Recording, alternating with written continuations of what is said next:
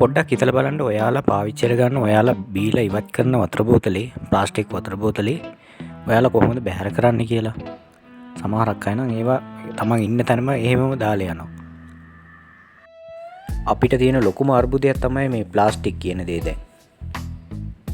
ඉතින් මේකට පිළියමක් විදිහට පිට රටවල නම් ඒ ඉවත දාන ප්ලාස්ටික් වලින් නැවත නිෂ්පාදනයක් ඇති කරන්න ලොකු උත්සාහයක් ගන්න රටවල් කිහිපයක්ම තියෙනවා.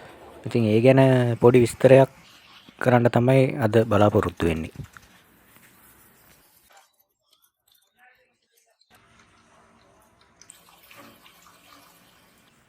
මේ තියෙන්නේ ඉවත් කරපු ප්ලාස්ටික් බෝතල්. ලක්ෂ ගාණක් ප්ලාස්ටික් බෝතල්. විවිධ ප්ලාස්ටික් බෝතල් වර්ග තියෙනවා මෙතන. මේ රට බංග්ලාදේශය.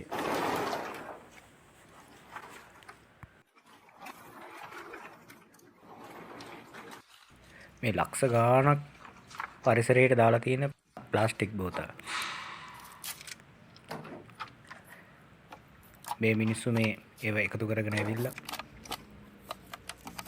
ඒ වගේ තියෙන ස්ටිකර් ටික ඉවත් කරන එක තමයි කරන්නේ මුලින්ම.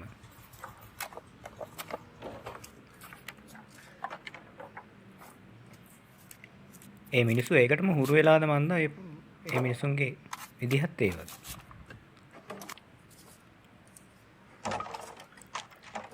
ඒ වුණාට හරි ධෛර්යවන්ත මිනිස්සු. අපේ රටේ නම් මෙහෙම මිනිස්සු නෑ.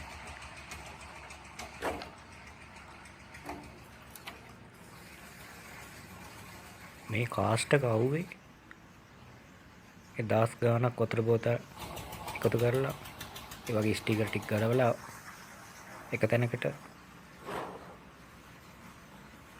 එකතු කරනවා පිරිසිදු ස්ටිකර් අනම්මනම් කොළ කෑලි නැති තනිකරම ප්ලාස්ටික් විතරක් තියෙන විදිහට.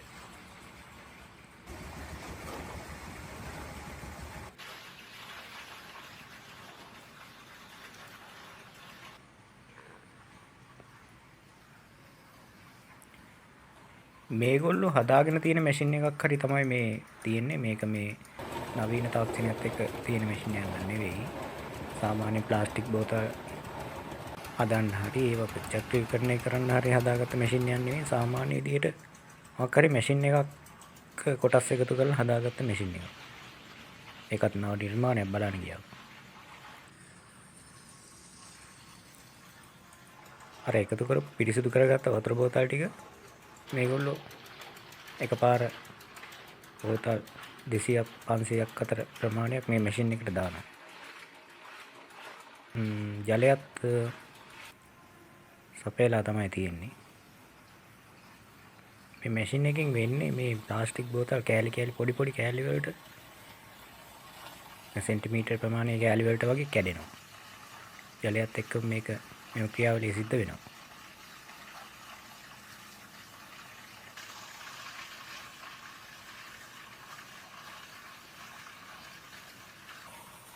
ඒවා එහෙම එකතු වෙලා දඟරයක් ආධාරයෙන් තවත් ස්ථානයකට අරගෙන යන එක තමයි මේ ක්‍රියාවලියෙන් වෙන්නේ.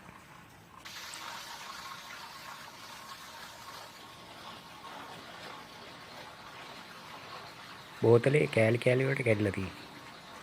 මූණිය පවා ඒ ගානට කැඩලා තියෙනවා. මේ දඟරයෙන් කෙරෙන්නේ අර අපිරිසිදු දේවල් සේරම ඉවත් කරලා ඒ කොටස් ටික තවත් තැනකට අරගෙන යන එක.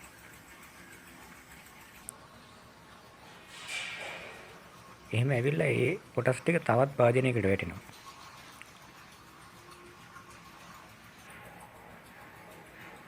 ඉතින් බලාගෙන ඉන්න ආස හිතෙන ක්‍රියාවලියක් මේක.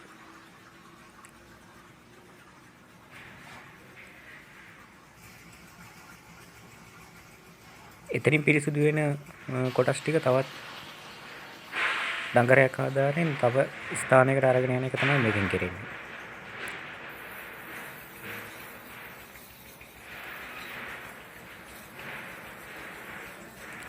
එතනින් එකතු වෙලා එනවා මේ කෑලි ටික කොටස් ටික ඇතුලේදී ඒ මැෂින් එක ඇතුලේදී ජලයේ සේරම වේලිලා ඉවතට වීසිකිරීමක් සිද්ධ කරනවා.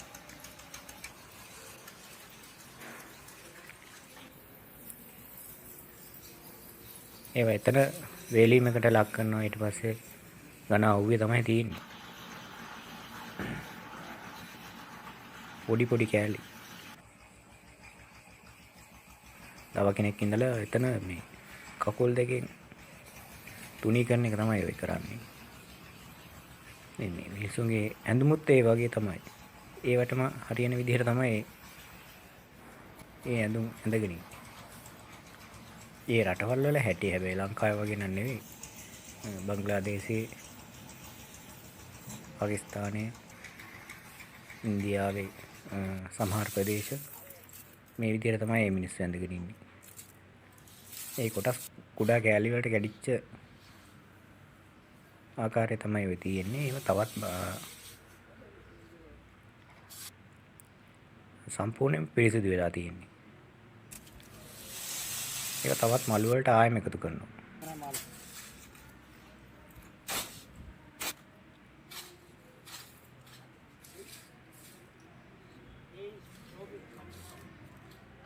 ලංකාවේ අයට උනන්දුවක් නැති වුණාට මේ ඒ රටවල් වල මේකත් වෙනමම ව්‍යාපාරයක්. එක පැත්තකින් රැකියාවක් තව කෙනෙකුට.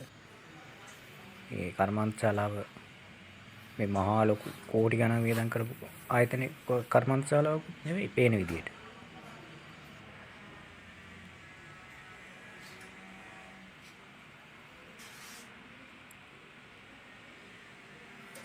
අර එකතු කරගත්ත කෑලි ටික අරගෙන ඇවිල්ලා තව කෙමිකල් එකක් මේ මිශ්‍ර කරලා තවත් මැෂින් එකකට දාන එක තමයි මේ කරන්නේ.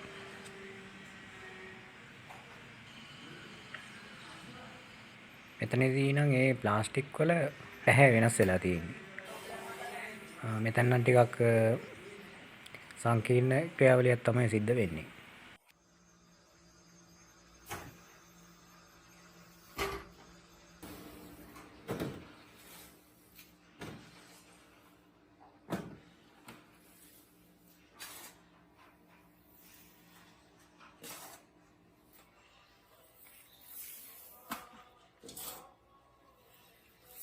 ඒ මැෂින් එකට දාලා මික්ස් කිරීමක් තමයි කරන්නේ මේ තව කෙමිකල් එක.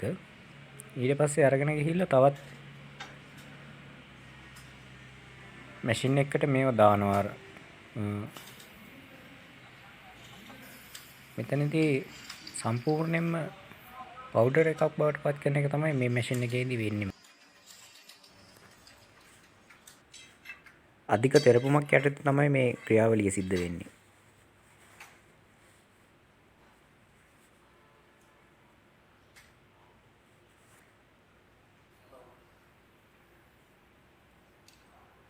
ගිනි ගන්න යකඩ ගොඩවල් එක්ක මේ මිනිස්සු දඟලන නැගලිල්ල.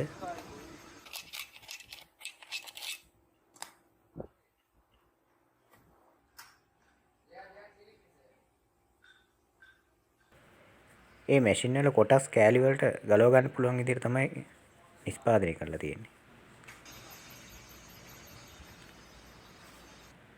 ලොකු තෙරපුමක් සමග පීඩනයක් ලබා දීලා මැෂින් ගණනාවක එකතුවකින් තමයි මේ නිෂ්පාදනය බිහි වෙන්නේ. විශාල මැෂින් සංඛ්‍යාවක් මෙතන තියෙනවා.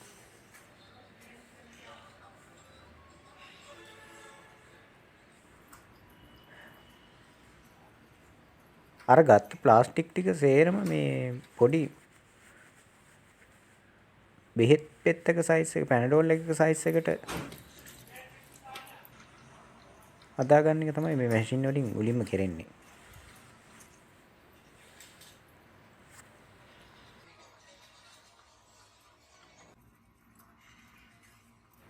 පවුඩර් එකක් වගේ තියෙන ප්ලාස්ටික් කුඩා කෑලි වලට නිෂ්පාදනයක් වෙන එක තමයි මෙතනදී වෙන්නේ. මේවා වෙනම විකුණන්න හරි ඒ අවස්ථාවේම නිෂ්පාදනයක් බිහි කරන්න හරි පුළුවන් වෙන විදිහට තමයි මේගොල්ලෝ මේක සරලව හදාගන්නේ. දැන් මේ කෑලි ගෙනියලා තවත් මැෂින් එකකට දානවා. මෙතනදී වෙන්නේ මේ ප්ලාස්ටික් මේ කෑලි ආයෙම දිය වෙනවා. මූලිකවම වෙන්නේ ඒක. ඒ කිමිකල් එකත් එක්ක ආයෙම දිය වෙලා අර මං කියපු නිෂ්පාදනයේ බිහි වෙන එකේ ඔය තියෙන්නේ ඒ නිෂ්පාදනය.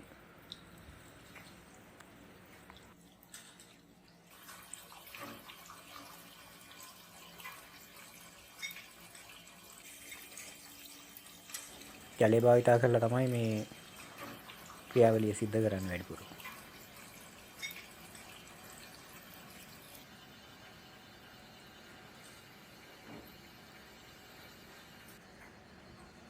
එක දිගට අඩි 12ක් විතර දිග බටයක් නිර්මාණය වෙන එක තමයි මෙතනදී වෙන්නේ.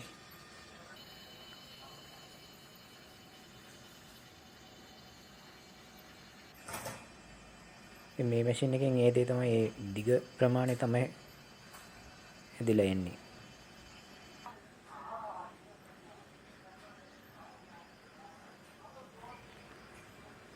ඊට පස්සේ බටේ Tamanට අවශ්‍ය ප්‍රමාණයට හදාගත්තට පස්සේ කපලා වෙන් කරගන්න එක මෙතනදී සිද්ධ වෙන්නේ.